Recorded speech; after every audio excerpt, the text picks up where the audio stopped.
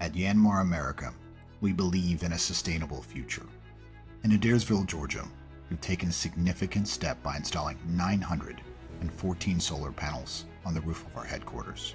Someone that lives in the sustainability world day in, day out, to partner with a company that has a strong legacy in their vertical of manufacturing, to take these type of steps early on in Georgia as a true early adopter to reach their sustainability goals speaks volumes as far as just trying to save the planet, to try and save our local community, and help Georgia become a more sustainable state.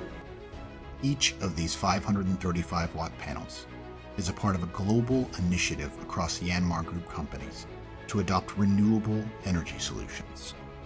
Our mission is clear: to innovate while safeguarding the environment.